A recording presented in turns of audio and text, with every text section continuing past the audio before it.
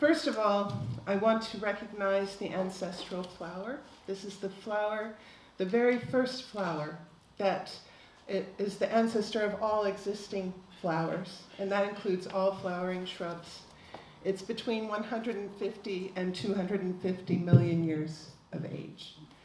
And at the time that I was completing my manuscript, it was in its final stages, and I had determined what the title would be, Stem of Us. I heard an announcement of this particular illustration being done, and it is the most accurate depiction of what the first flower looked like. And scientists and an international team was able to work together and go through information of genetics, tracing back characteristics from 800 different species. This puts things in perspective regarding human beings and who we are. Plants are a lot older than we are. So I wanted to acknowledge that. And in these times, when there's so much anger and there's so much disruption, we need poetry more than ever. So I want to share Adrienne Rich's words from a powerful book of poetry called A Human Eye, Essays on Art and Society. Poetic imagination is radical, meaning root-tangled in the grit of human arrangements and relationships, how we are with each other. And I would only add, in the grit of human and more than human arrangements, those beings who are not human, we need relation with them as well.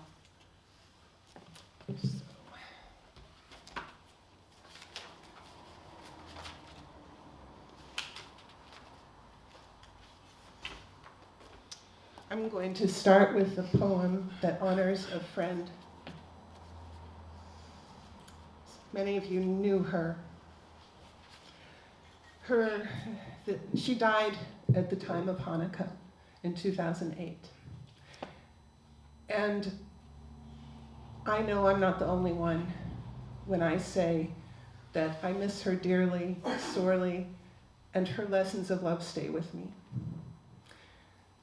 And her yard site was December 27th, so I thought it was very important to share this poem dedicated to her. What Stays, for Lisa Rosen. I note, savory and sweet, my friend using such discretion, leaning over baked goods displayed behind glass, considering. I still see her at the coffee shop where we brought our stash of poems every Wednesday morning for years, until she could no more. Her words in my kitchen, particular, the salt next to the honey, references to blossom beside her brave gifts. Giant coffee cups for fullness, splashes of blueberry and strawberry rose, a surprise pulled from bright wrapping papers she wished for me over a Greek meal despite the hard days. The value of sun, the value of entering this world however we could. Winter or spring, books I keep opening. In newer work, I'm thinking about what is it not to center the human relationship and story in dynamics. So this is a little awkward.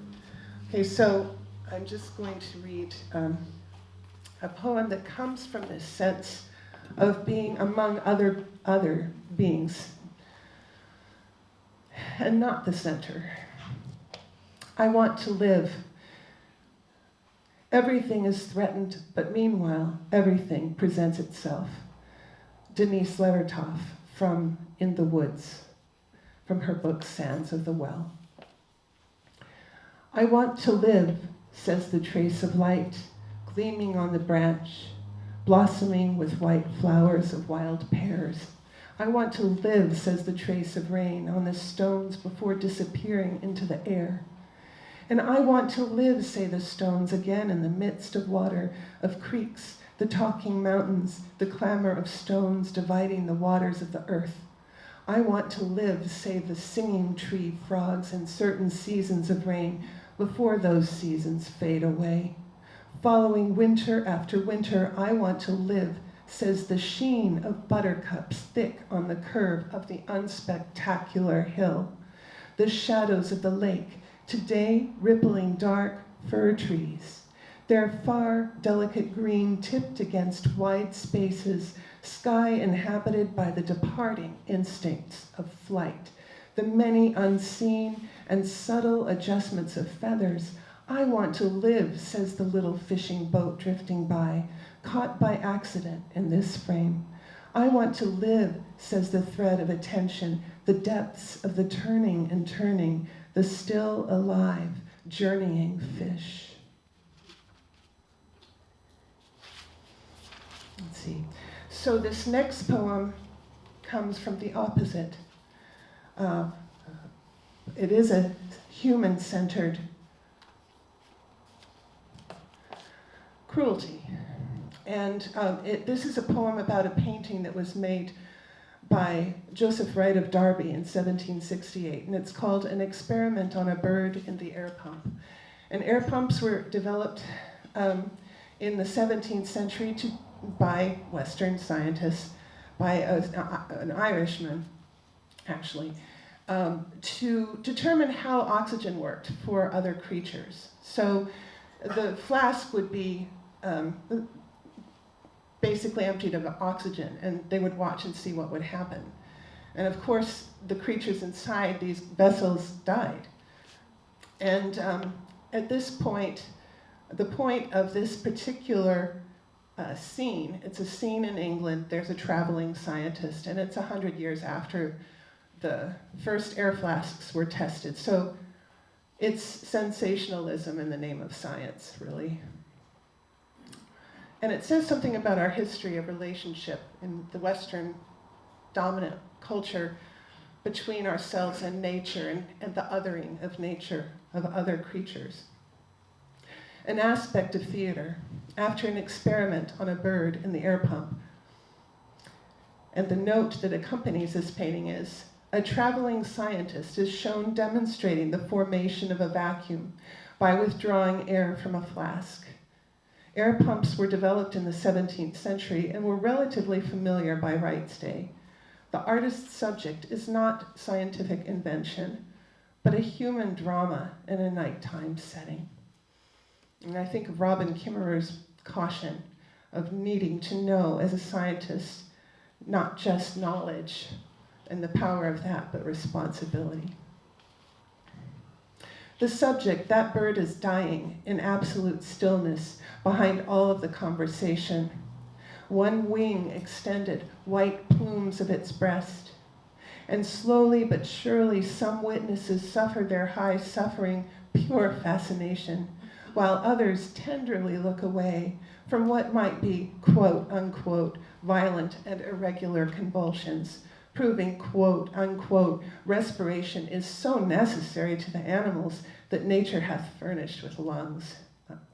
Their faces glowing in 18th century flame, illuminating the bird in its transparent cage. The light in those faces, light shaped by dark, shaped by the candle and the moon, brow, robe, shoulder, cheek.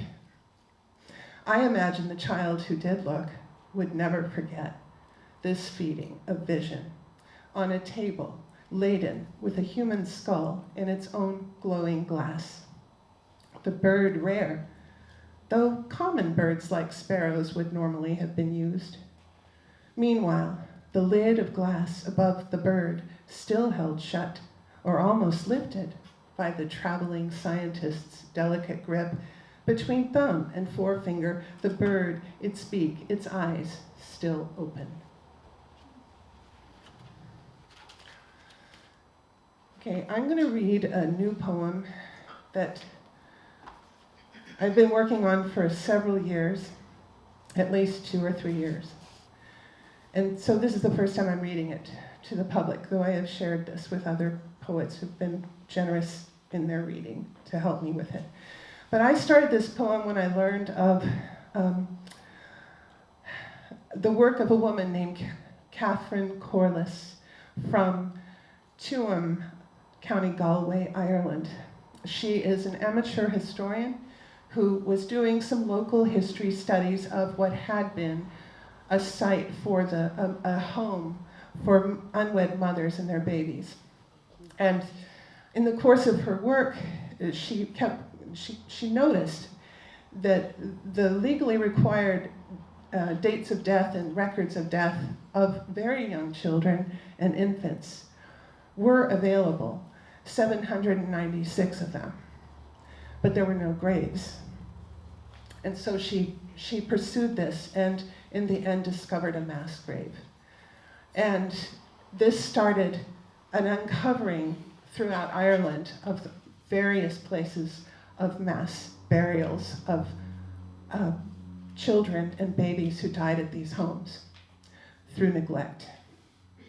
So this is just a gut response. I wanted to write this, I know that we can think of many instances now where cruelty is done in the name of righteousness. So I wanted to read this poem.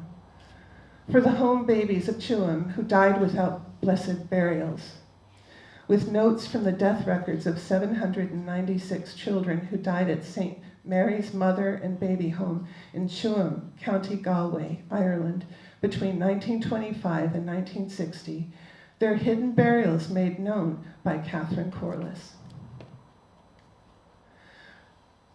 The very youngest, a thread of breath, tightly wrapped, 10 minutes old.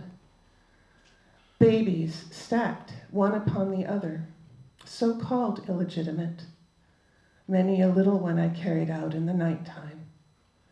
796 names, defining infection, convulsions, starvation, the hint of sulfur of these babies, the unfortunate lot of the unmarried mother. DOD recorded by law 796 times, and not one known grave, until bones found by children beneath the concrete slabs of a field, and no outcry. Field become playground, and still another Hallows Eve, little skull found in the mud, and now at the end of a stick. These ghosts mistaken by a child for a plaything.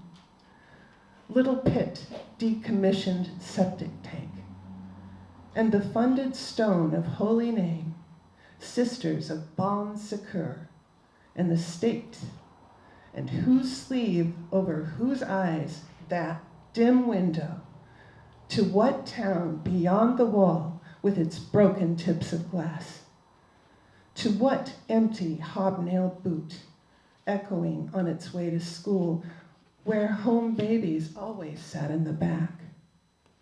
This officialdom of names, Patrick, Bridget, Joseph, Mary, devil's spawn, ever born for mercy, on the other side of the blanket. And what's in these notes of the dead? A restless baby, delicate and difficult from birth.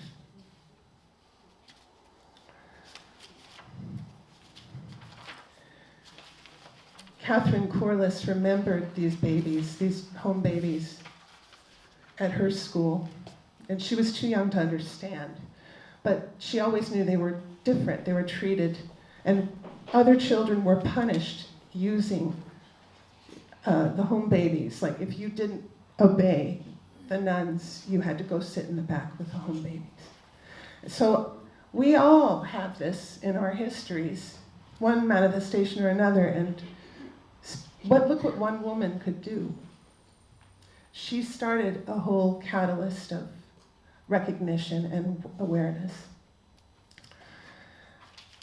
So in the midst of so much that is happening, I wanted to read a poem of gratitude for returns. And in this poem, it is a return of a bear. And Eva Salidas, the poet and naturalist from Alaska, who did die of cancer when she was, I think, 50, She wrote about how nature will recover, nature will continue, and she kept her hope in that. So this is about a return in the time of November. November return, pregnant and dark, black bear in the cold pre-dawn orchard, slow moving through rain, beneath the backs of mountains, smelling and eating invisible pears fall into the ground. Right instinct filling itself in time. Shadow upon shadow without an individual name, hiding places. She, these, in the distance, clear my mind when I cannot sleep. All right, so I have another new poem, and I'm going to read it. And it's another poem of gratitude and connection between creative work and social connection. And it's a movement from I to we. And I am dedicating this poem to Ruth Koenig, who's here tonight, because she inspired me by giving me milkweed seeds. Planting milkweed seeds, late October. Gathered near a parking lot while waiting. A gift received later, wrapped in a brown paper napkin, pulled out of a pocket. The wild white tufts of the pod, half husk, half shimmer, kept in hand. Small seeds, the color of wheat, scattered in dug-up earth, gossamer and seed buried specifically, faint threads, maybe interwoven, conversations with strangers while gathering a part of the sowing, like after the moonrise behind the trees, after the storm shifting, patterns behind my shut eyes, what might be nectar, what might live, who knows what stays.